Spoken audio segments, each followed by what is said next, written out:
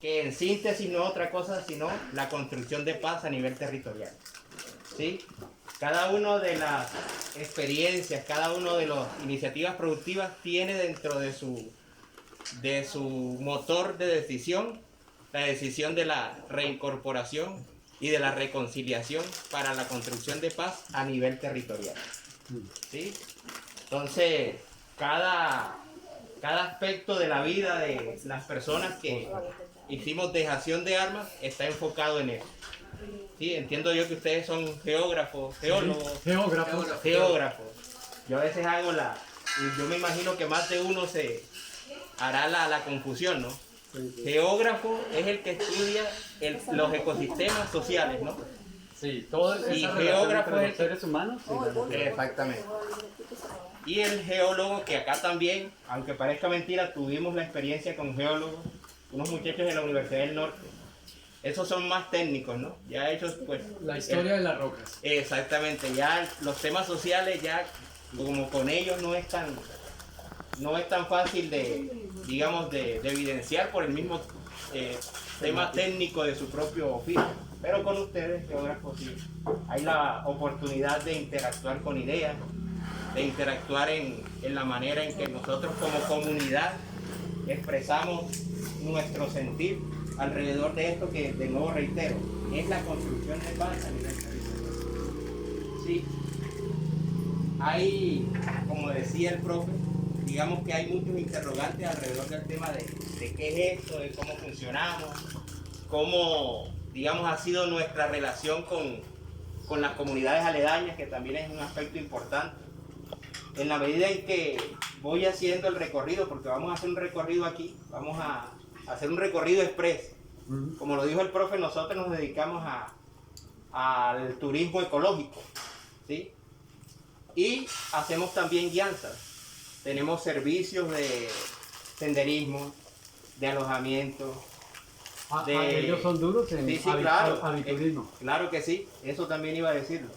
Que hay un trabajo fortalecido con el tema del aviturismo, avistamiento de aves. De hecho, por ahí había alguien haciendo hoy avistamiento, ojalá esté por ahí, para que ustedes también tengan esa experiencia. Aquí en el territorio hay registrados más de 150 especies de aves, entre estacionarias y migratorias. Entonces hay aves que vienen una vez al año acá, posan, luego se van. Hay una especie que es muy bonita que se llama la tijereta. No sé si en algún momento Aquí por lo menos en la actualidad tenemos toche, tenemos el sinsonte, el sirirí. Hay una variedad importante de aves que también es importante que conozcan.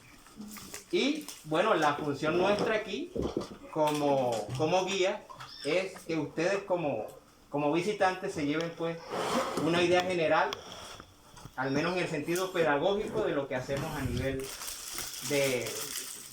nivel productivo, ¿no? Porque nosotros siempre se nos caracterizó o nos caracterizamos dentro de la resistencia armada como tal, y ahora en este proceso de transición como unos sujetos productivos.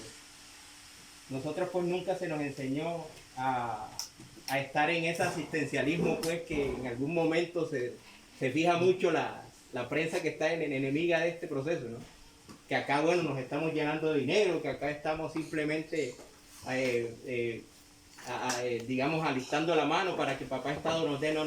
Nosotros somos conscientes de que nuestra función aquí, además de construcción de paz, es también generar, digamos, iniciativas productivas que ayuden al fortalecimiento de los circuitos económicos acá en la región. De hecho, estamos haciéndolo, ¿no? Esta parte del Perijá no era propensa para el tema del turismo ecológico. Cuando llegamos nosotros al territorio y todo lo que significa el proceso de paz, porque obviamente esto ha traído unos beneficios, unos más que otros, pero es importante que lo sepan. Eso estaba aquí muy crudo. Cuando se llega al territorio, las redes de turismo se activan de nuevo, el turismo ecológico. De hecho, fíjate, eso ha traído también dificultades en otros aspectos. Por ejemplo, yo les puedo decir que en Manaure hay fines de semana en donde se multiplica la población. Sí, que llegan 1.500 personas a visitar. Y eso evidentemente crea una especie de colapso, porque bueno, 1.000 personas que lleguen al territorio, así sea por unas horas, pues sí genera un poco ahí de desventaja en ese sentido. Pero estas son, digamos, las circunstancias que trae este proceso. O sea, esas 1.000 personas que vienen tampoco se les puede decir que no. Entonces la idea con esto es tener un turismo responsable, ecológico, que sea amigable con el medio ambiente y que también, digamos, tenga el tema de la conservación como elemento primordial. ¿Sí? Perdón un segundo, llamar la atención, muchachos. Entonces, por favor, recuerden lo que hemos venido abordando en geografía humana y qué decimos del espacio geográfico, ¿no? Como objeto de estudio de la geografía humana, el espacio geográfico, la espacialidad de las actividades humanas y sociales. Pero además que está presente en el espacio una dimensión económica, cultural, ¿qué más? Social, política y además ambiental, o sea, lo económico, lo cultural, lo político, lo social y lo ambiental. Y que el espacio geográfico es socialmente construido. Entonces fíjense cómo Oscar nos comparte sus conocimientos y claramente cuál es la intención de impulsar esos diferentes proyectos en el territorio. Ahí vemos claramente que el espacio geográfico es socialmente construido, que a partir de las iniciativas que se están presentando e impulsando aquí en el territorio, pues se construye el territorio y que hay dentro de esas diferentes iniciativas una apuesta por el turismo, pero además no un turismo cualquiera, sino fíjese, un turismo directamente relacionado con esos atributos y características del territorio en términos naturales, ¿sí? El aviturismo, etcétera, etcétera. Entonces, lo que quiero, por favor, rápidamente, para no continuar aquí interrumpiendo, es tengamos presente todas esas dimensiones, lo económico, o sea, que cuando Oscar nos está compartiendo esto, Sí. tengamos presente, mire lo que él está hablando, mire que ahí está presente lo económico, mire que aquí está presente lo cultural, mire que, ¿sí me entienden? ¿Sí ven, muchachos? Sí. Y en relación a ello, pues fíjese, ¿no? O sea, esa intención, ¿cierto?, por continuar avanzando en la paz, en que sea un territorio a donde ha llegado la paz, que claramente se diferencia de lo que se vivió en el pasado. Pero tengamos presente lo económico, lo cultural, lo social, lo ambiental de eso. Y qué pena haberle interrumpido. No, tranquilo. Sino para que aprovechen muchísimo y la importancia de estos proyectos. Claro que sí. Pero entonces, en resumen, amigos, la idea con esto es que ustedes se lleven la idea de que es mucho más productivo, mucho más enriquecedor la paz como proceso. Estamos pues obviamente en esta transición, obviamente no es una paz completa aún todavía falta cierto camino por recorrer y gran parte de ese camino los tendremos que recorrer juntos, ¿no? Ustedes como juventud que tienen, digamos, toda esa potencia creadora y toda esa vitalidad aún puesta pues al servicio de este proceso, a nosotros nos gusta mucho. No porque nosotros acá nos creamos especiales, ¿no? Sino que es un maravilloso momento histórico como para, digamos, potenciar este país, ¿no? Que es en última lo que creemos, a lo que le apuntamos como comunidad y como país, ¿no? Porque evidentemente hay muchas regiones donde todavía el conflicto desciende. Y ahí alrededor hay muchos problemas con la reincorporación, hay asesinatos, hay problemas de seguridad, los incumplimientos del Estado que ya más de uno pues podrá entenderlo. Pero nosotros no nos quedamos en esa queja, ¿no? Nosotros obviamente lo primero que yo hago al hacer una charla de esta es mirar lo positivo que ha sido este acuerdo. ¿Sí? Pues porque pues para malos augurios pues sentémonos y pongámonos a llorar. No. Yo le tengo una pregunta. Conscientes de lo importante que es este proceso, que le estamos apostando sobre todo a lo productivo, ¿sí? Para generar, como dije, unos circuitos económicos que nos permitan mejorar nuestra condición de vida, independientemente de, digamos, los beneficios a nivel territorial que son obviamente visibles por el tema de las carreteras, por el tema de la seguridad como tal, pero le estamos apostando a que nuestra vida como tal sea una vida digna y que nunca jamás un colombiano, ustedes, sus hijos, vuelva a tener que vivir el conflicto como se vivió años anteriores. Cuéntame, mijo. ¿Cuál cree usted que han sido los puntos negativos de todo este proceso? ¿Y cuál ha sido el punto más difícil para usted de volver a reincorporarse a la sociedad? El punto más difícil es el de la seguridad. Hasta ahora llevamos casi 300 compañeros que tomamos la decisión de firmar el acuerdo asesinados, ¿sí? Que es una cuestión que todavía nos pega duro, ¿no? Fueron compañeros que estuvieron con nosotros en la lucha y han decidido tomar este camino y tener las noticias de que los están asesinando es una cosa que nos preocupa mucho. Los incumplimientos del gobierno como tal en cuanto a los puntos, no voy a entrar en detalle porque yo creo que ustedes son personas inteligentes que diariamente miran la prensa, están en cuestión de las redes sociales y ustedes en su misma condición de agentes de comunicación tendrán en algún momento la oportunidad de, digamos, balancear esta información que yo le estoy dando. Digamos, lo más difícil ha sido eso.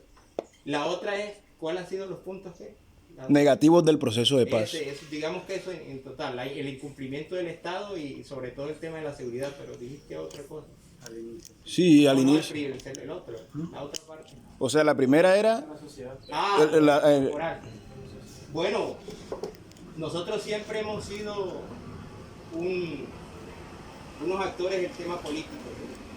Nosotros no estuvimos en el conflicto por estarlo, sino que había unas condiciones estructurales que en algún momento nos hicieron pues tomar la decisión de irnos a las armas. Pero no siempre fue ese el fin. El fin nuestro es la consolidación de un proyecto político que nos permitiera pues vivir dignamente, que haya posibilidades de estudio, que haya posibilidades de empleo digno, que haya posibilidades de una vivienda también digna. Entonces todo ese tema de político como tal, pues nosotros siempre lo teníamos enfocado desde la resistencia armada. Cuando hubo pues este proceso, que hubo la posibilidad, pues dijimos sí, vamos a esta transición de vida, porque no ha sido fácil. Pero acá en el territorio te vas a dar cuenta que aún con dificultades la gente le está apostando a eso, ¿sí? Vas a ver que hay gente que está en su proyecto productivo de ferretería, hay gente que está metida lleno con el tema pues del cultivo, hay gente como yo que está apostándole el tema pues del ecoturismo. Entonces todo eso suma alrededor del tema de que queremos pues evidentemente cambiar las condiciones de vida para mejorar nuestra condición humana, ¿no? Nuestra condición como seres de cambio acá. Entonces, ¿cómo fueron sus inicios y cómo fue su proceso de incorporación a este tipo de grupos? mi hermano, mire, yo estudiaba en la universidad. Yo vengo el proceso mío es un proceso un poco complejo, no ha sido pues como la mayoría, que yo soy una persona urbana, si se quiere. Yo trabajé para la organización, estuve dentro de la FARC, dentro de una estructura que se llamó el PC3, que es una estructura política. Nosotros siempre fuimos un ejército político-militar. No siempre estábamos en el monte, en la selva, sino que nuestra organización estaba también en función de participar activamente en la vida política, en los movimientos sociales, en el movimiento de defensa de derechos humanos, en los sindicatos. Ahí cuando había la posibilidad de organización, estábamos nosotros ahí también en ese proceso. Pero compañeros, a mí me están diciendo los profes que ustedes están haciendo como una visita tipo express, porque van a ir a San José, van a estar, digamos, acá recorriendo el territorio. Entonces, el recorrido realmente está demorando entre 4 y 5 horas. Pero entonces, como se trata precisamente de que ustedes tienen esta situación, esta coyuntura, lo que me dicen a mí, lo que me dice Lucas, que es el compañero que me recomendó esta tarea, es que vayamos a la casa de modelo y después vamos al campamento. De ahí nos regresamos. No sé si en algún momento habrá también posibilidades de charla. ¿Cuántas personas aproximadamente viven acá? Alrededor de unas 310. Llegamos 162 en armas. En el proceso también se han juntado familiares, aquí han nacido 52 niños en 4 años. Alguien dice que es el proyecto productivo que más nos ha rendido. 57 le dijeron, 52, 53. Pero entonces, muchachos, En 4 años, no, en 5 años. sí, es el 5 años, ¿verdad? Tienes toda la razón, pero no deja de ser un número importante. Y está buena el chiste. Sí, sí. El proyecto productivo. Bueno, yo hace unos días estuve en la celebración de los 5 años del Acuerdo de Paz, Ajá. donde la juventud tuvo Ajá. lugar. Y uno de los puntos, bueno, fueron 2 que me llamaron mucho la atención. El primero es sobre la reforma agraria. ¿Qué avances hay sobre eso? ¿O qué visión tiene usted sobre eso? Y el segundo ya lo respondió, que fue el de las garantías. Que pues nos hemos dado cuenta que las garantías de seguridad no se están cumpliendo totalmente y que eso es un punto negativo, pero más que todo mirándolo desde el enfoque de la seguridad, el gobierno, el Estado, entre otras cosas. Entonces es muy importante, además me llamó mucho la atención el autoservicio de la tienda.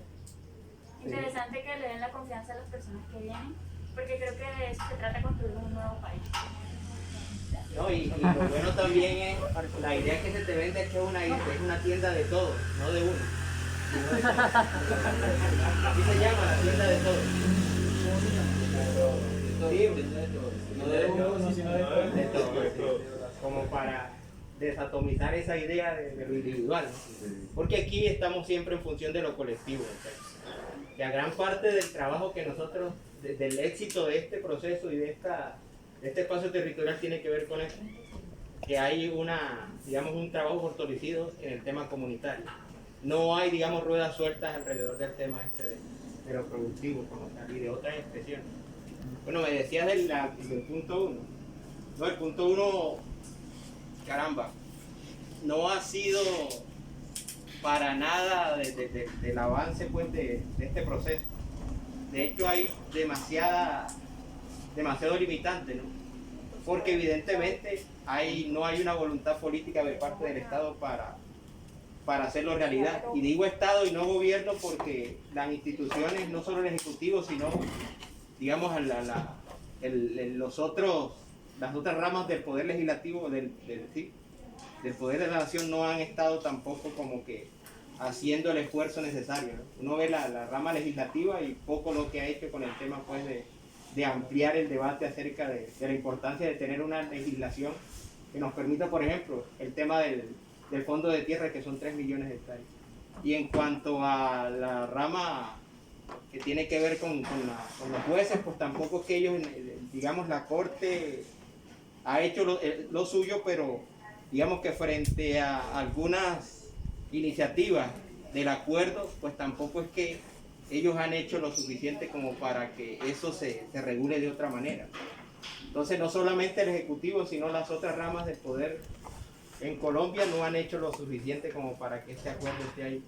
Ahora, mira, un problema que tenemos aquí y que evidencia un poco lo que te digo ahí. Acá este terreno se dice que es baldío, ¿verdad? Estos 80 hectáreas que comprenden el predio, más de la mitad son baldíos y otros son privados. Entonces lo que hicimos nosotros como cooperativa, porque nosotros tenemos un proyecto aquí de vivienda, nosotros nos queremos quedar en el territorio. Son 150 viviendas que vamos a construir.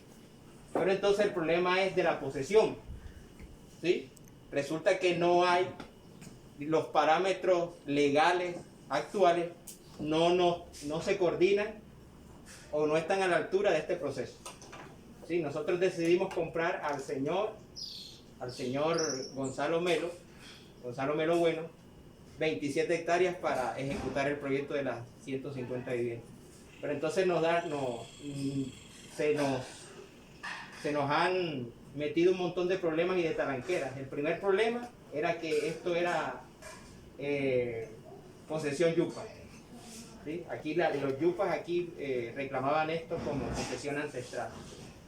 Después que esto era baldío, pero no se define cuál es el baldío y cuál no. De las 80 hectáreas, más de la mitad es baldío y la otra privada.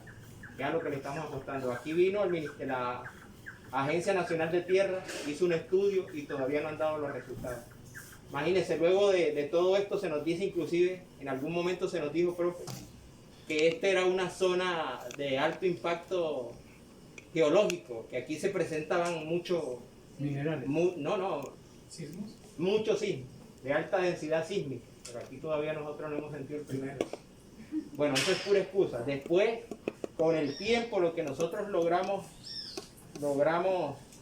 averiguar es que en esta zona, yo creo que ustedes son en ese sentido mucho más técnicos que nosotros, en esta zona hay yacimientos de hierro, yacimientos de cobre, yacimientos, inclusive hay hasta posibilidad de gas. ¿Sí? Gas un poco más al norte, no convencional, es decir, por fracking. Es Exacto. posible ya en La Guajira. Y aquí el ministerio, todas las agencias del Estado le tienen el ojo puesto porque parece que hay unos yacimientos cupríferos muy interesantes. Bueno, eso sabe usted más que yo.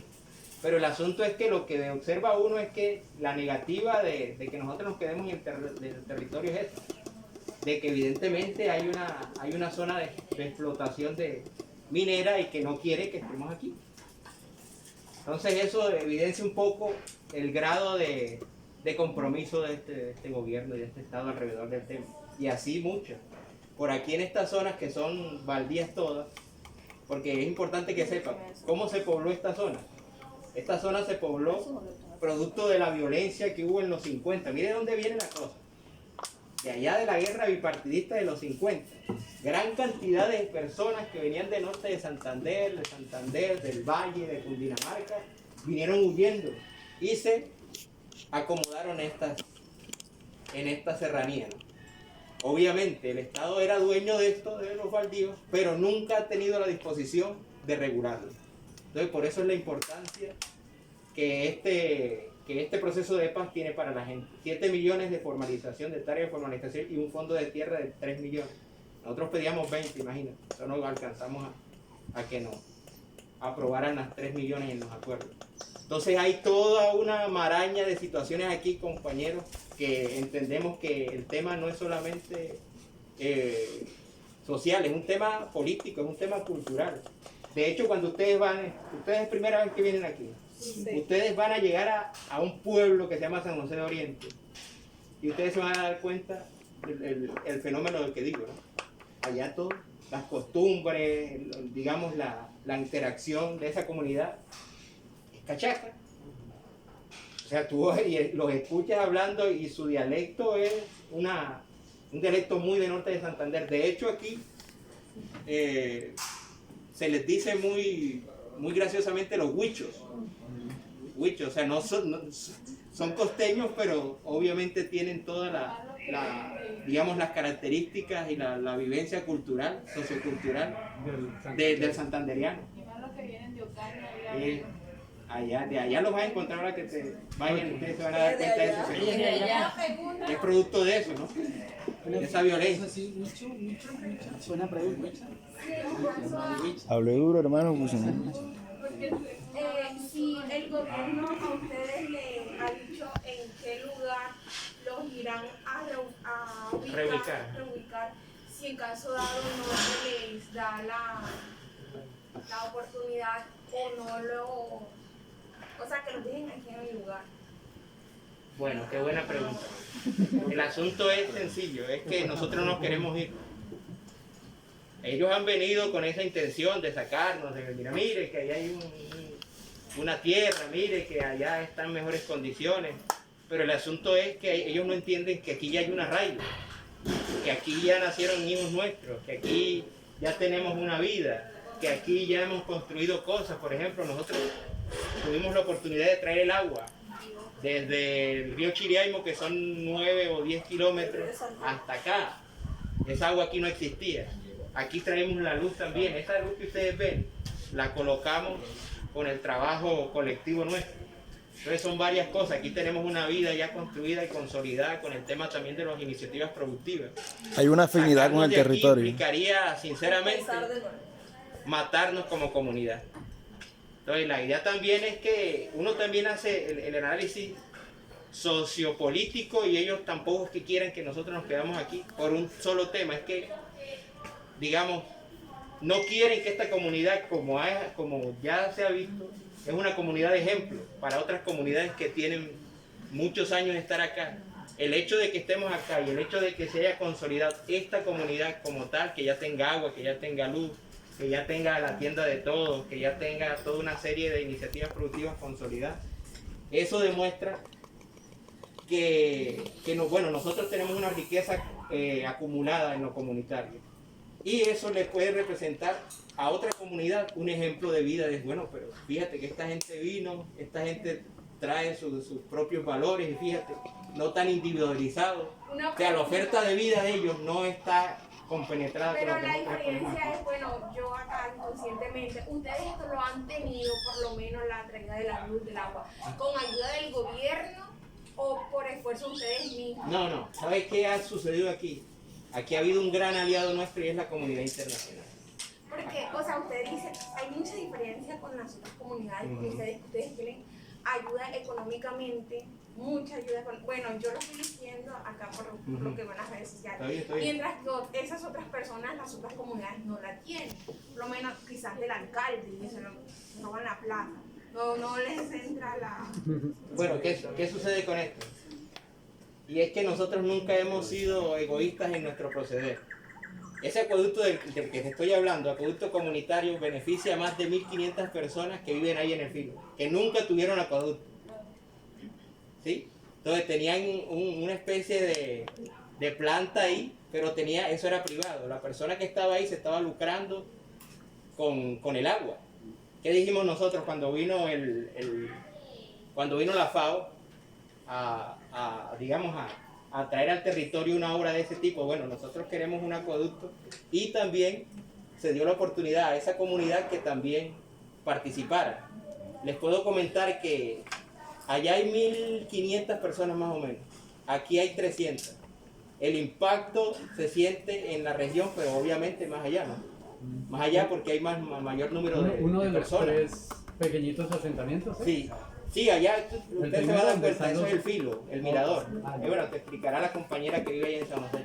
Entonces, la idea con este proceso es que también las comunidades hagan parte de él y lo disfruten y también se beneficien, porque nosotros nunca hemos tenido la visión particular de llegar a este proceso y solamente beneficiarnos nosotros. Este acuerdo como tal beneficia más sobre todo a las víctimas y a las poblaciones que tuvieron mayor impacto en el conflicto que a nosotros como población reincorporada. De hecho, las 3 millones de hectáreas estas que te digo no son para los excombatientes. Las 7 millones de formalización de hectáreas tampoco son para los combatientes. Somos una comunidad ahí entre muchas. Pero en sí, el acuerdo de paz tiene muchos más beneficios para la población víctima y las que tuvieron el conflicto en mayor potencia en los territorios que para para el gobierno o para los excombatientes. ¿Tú ibas a preguntar algo? Pero sí es cierto, olvido su nombre. Yanela. Sí es cierto, además es evidente que hay una ayuda, que hay un recurso. Y en todo caso hay una gestión. Yo digo que hay un momento clave, es decir, hay un concepto que es desarrollo local, y en ese desarrollo local es posible mover, gestionar recursos. Ahí hay un sentido inclusive gerencial empresarial, un momento que surge y claro, la clave es que pueda afectar a muchos más. Claro, la comunidad internacional está al tanto de todo el proceso. El lunes que nosotros vinimos acá, y Oscar nos va a decir, parece que la tendencia es montones de vehículos de organismos internacionales, cooperación alemana, la cooperación, no sé qué otras cooperaciones, al menos vi la alemana que llegó el lunes, pero normalmente habló de la FAO también, y luego hay otras y otras, es decir, PNUD, la USAID, etc. Es decir, hay realmente, por lo que ellos dicen, parte del proceso se mantiene realmente por la ayuda internacional.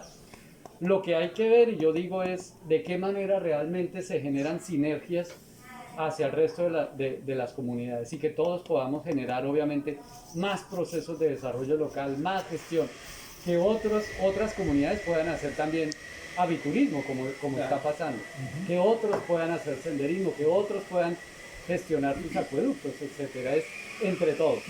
Digo yo, para darle la palabra, profe. Un segundo antes. En términos teóricos de lo que ustedes han escuchado ahora, todo lo que han estado conversando, hay un concepto que se habla y lo van a ver más adelante, ojalá con el profe Luis, acerca del desarrollo endógeno. Es decir, un desarrollo desde dentro hacia afuera o de abajo hacia arriba. Cuando hablan de traer un acueducto y no pensar en que es solamente para mí, sino que hay otras personas que se pueden beneficiar, estoy aplicando el concepto de desarrollo endógeno. Y no es un concepto que sea asociado porque es que son todo el concepto de paz, no, es el concepto de desarrollo endógeno que hay que pensar. En términos de cambio climático, ¿qué efectos tengo yo cuando me tomo la botella de plástico? ¿Cuántas veces estoy teniendo ciertos consumos que estoy haciendo, que estoy impactando en términos de consumos en el medio ambiente? ¿Por qué no cargo yo mi botella todo el tiempo? Pues nada, yo puedo comprar una botella de agua, sí, pero ¿qué sucede con la disposición final de eso? Y ese es otro tema que va a estar aquí presente y es cómo gestionar este territorio en términos de ser sostenible en el tiempo, sustentable, si se quiere, las dos palabras como sinónimos.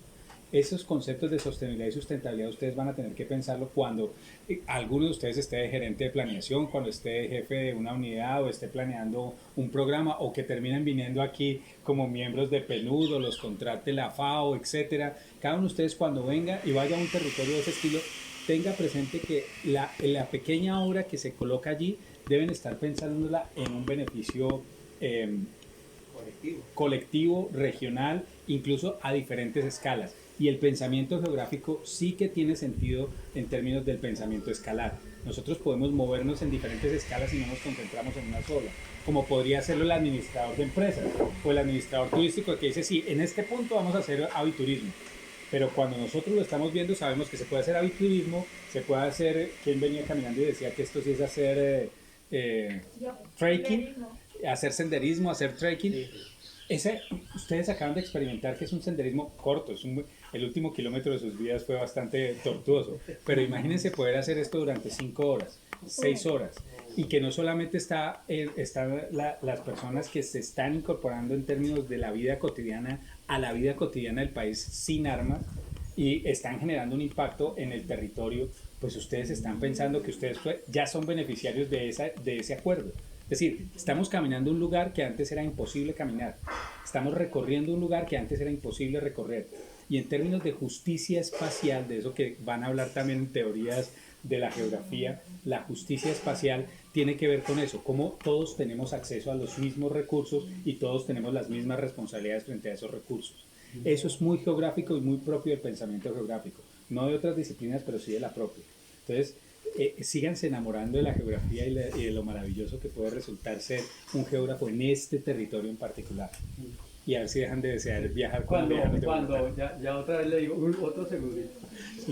Para la pregunta de Yanela, cuando se hacen cosas de emprendimiento y demás, cosas de negocios autónomos, algunos de esos, ¿cómo se llaman ahora? Lo que hace... No, lo que hace Osvaldo es un ¿qué? Coaching. Un coaching y vienen y animan y ahora levante la mano, no, una cosa así, ¿cierto? Entonces ponen una metáfora, como la metáfora del perro bravo o de los perros bravos. Se dice que había un niño, pero voy a cortar el cuento, había un poco de niños en una vereda que se iban de su finca y se iban a otras fincas. Y realmente se iban a robar frutas, teniendo frutas se iban a robar frutas a las fincas de los vecinos. Pero entonces cuando iban a pasar una cuerda, el uno le ayudaba al otro, le levantaba la cuerdita, pasaba con una tablita, se ayudaban para ir pasando. Y así, toda la mañana corriendo cerca por cerca, con cuidado, que no se fueran a picar. Y de pronto llegan a una finca y les sueltan los perros bravos. Y todo lo que habían hecho... de poquito, pasito, con cuidado, que me rasguño, lo hicieron simplemente de un salto. Entonces a veces hay que tener un perro bravo detrás que lo haga correr más o que lo haga pensar que es posible un cambio, ¿sí? Entonces algunos tienen el perro bravo, otros no. Es decir, una condición de cambio, es decir, algo que cambie en la vida de alguien que lo motiva y dice, no, aquí tengo que salir de esta, voy a hacer una empresa, tengo que hacer una buena carrera para poder justamente cambiar y cambiar a otros. Eso es otra cosa, inclusive una profesión, el ejercicio de una profesión es cambiarse y cambiar a la familia, por ejemplo. Entonces, ahí me refiero cuando seguramente ellos se reúnen, tienen un proyecto, una mirada puesta desde otros, entonces hay que cambiar y hay que demostrar que se puede hacer, hay que mostrarle a otros. Y en cambio hay otros que les pasa como lo del elefante, ya es el otro cuento. El elefante que lo encierran de pequeñito, le ponen una cadena y él intenta por varios días jalar y no la logra romper, ¿cierto? Y crece, se hace grande y un día le cortan la cadena. Profe, Y no vuelve a salir. se apagó. Porque se le acabó la iniciativa y él se hace la idea de que tiene que quedarse ahí en el lugar donde lo dejamos. Entonces, bueno, eso era, ahora que usted.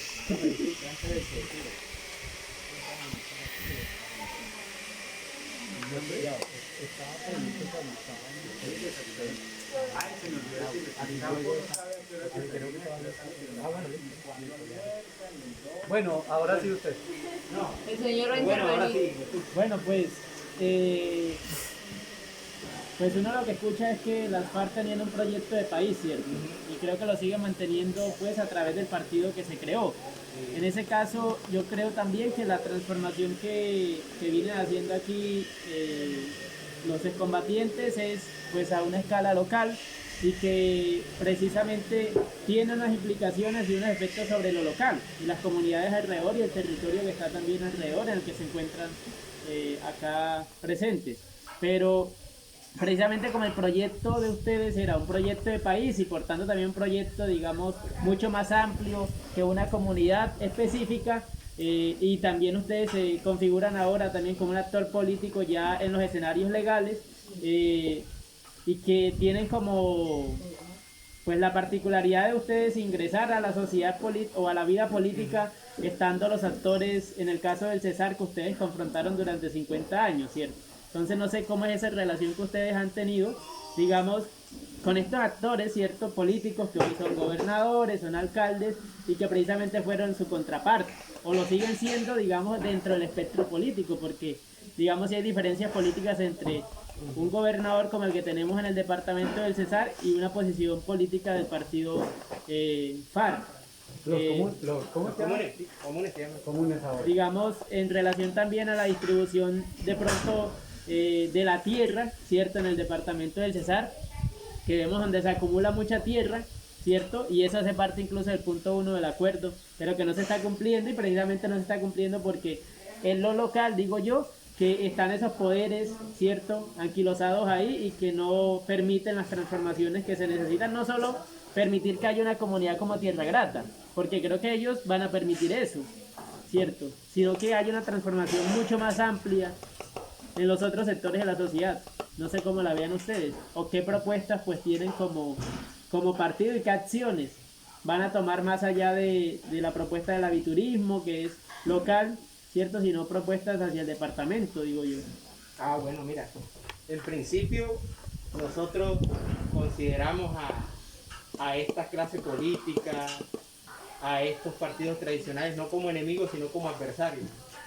Y nuestra visión siempre fue esa.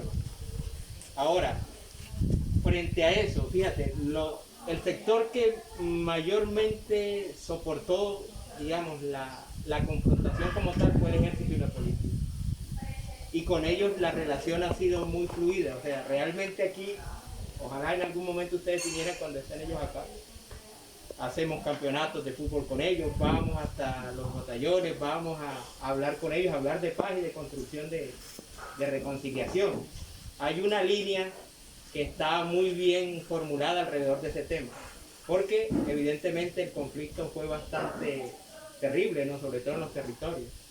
Pero aún viendo que la confrontación fue tan ardua, inclusive el adversario que en mayor medida soportó el conflicto, pues no tiene esos parámetros tan destructivos, ¿no? Como en algún momento se pensó, no, acá viene la policía, viene el ejército y nos reunimos y hacen eventos acá y nosotros vamos allá.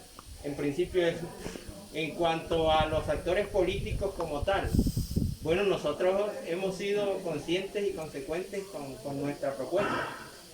Ahí hay un partido, hay una plataforma, hay unos ideales, hay unos principios y lo ponemos a disposición del electorado, ¿no? Ahora mismo, mañana tenemos una elección importante, que es la elección de los consejos municipales juveniles. Son esas cositas así que demuestran nuestro compromiso con este proceso. Ahí tenemos una lista y nosotros cuando hubo el Senado acá hicimos campaña, fuimos a todo el Cesar, a nombre en ese entonces del partido, difícil pero bueno. Entonces uno se da cuenta de que hay la disposición de parte de la población o de la sociedad civil de escuchar al menos, ¿sí? Pese a todo, el conflicto fue terrible, muchachos. Sí, por eso era tan importante acabarlo. Entonces, frente a lo político, bueno, nosotros tenemos unos principios y tenemos ahí una línea de acción en cuanto a lo particular eso, pero no será una cosa solamente que nos corresponda a nosotros como partido, porque el acuerdo, lo repito, no fue solamente para beneficiar a los combatientes, no. Es que aquí se abren las compuertas de que el movimiento social pueda también participar, porque estamos pensando en el punto 2, que es participación política, y no solamente estamos pensando en nosotros como partido, sino que las expresiones variadas de la sociedad civil como tal también puedan participar. Sí, entonces nos toca junto al movimiento social, el movimiento campesino, el movimiento estudiantil, conformar una gran alianza alrededor del tema de la construcción de países.